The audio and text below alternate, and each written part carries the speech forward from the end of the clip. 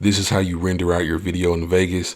I'm showing you on Movie Studio 17, but these exact things will work for your particular Vegas as well. You want to make sure you use the exact settings that you recorded the video in. If you don't remember those, all you got to do is right click on the video file and then pull up the properties. Once you pull up the properties, all you have to do is go over the details, and you can see right here, I recorded this with 50,000 bitrate, and then I recorded it with 59.94 frames per second. So once you find that out, you want to double click this right here. And once you double click this, it'll highlight everything you have right here, or you can select and just highlight the particular part that you want to render out. Maybe you like to edit multiple videos at a time, so you have like a couple on your timeline spaced out. Selecting it would allow you to just render out that particular video you're trying to render out. You want to come up to project and you want to go to render as. When you pull this up, you want to go to render options right here. And then you want to make sure you select render loop region only. If you don't, and you have a lot of empty space in between a clip way on the other end, that's going to make it render out everything as far as like black emptiness and stuff like that. You don't want to do that. So you want to make sure you use render loop region only. You want to come over here to Magix, AVC, AAC, click that. And then please ignore my names. I'll be naming these some outrageous stuff, but you pretty much just click one of the ones that's closest to your file. So if it's 1080p, you choose a 1080p one. So with that being said, I'm gonna choose this one, and then we're gonna customize it. So as you can see, it's 1080p right here. Allow source to adjust frame size, do not check that.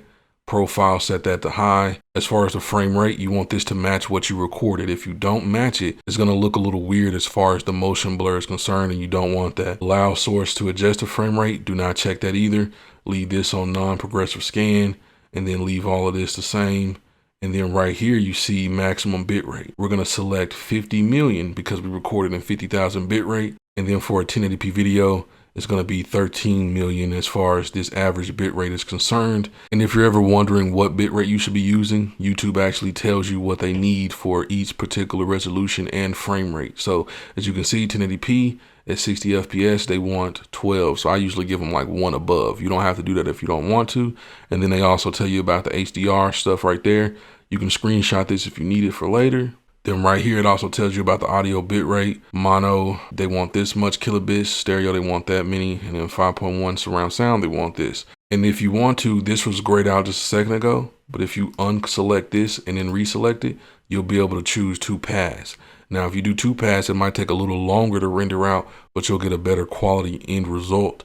And then you can also change the performance right here from high performance to high quality.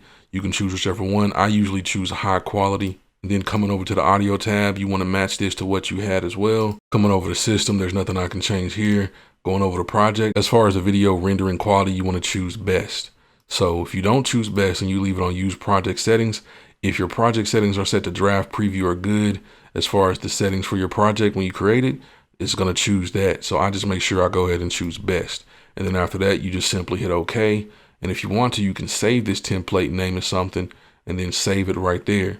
And then once you hit OK, you just simply name it, choose where you want it to be saved at right here. You can even browse a folder location as well. And then you just hit render, wait for it to do its thing, upload the video to wherever you want to post it.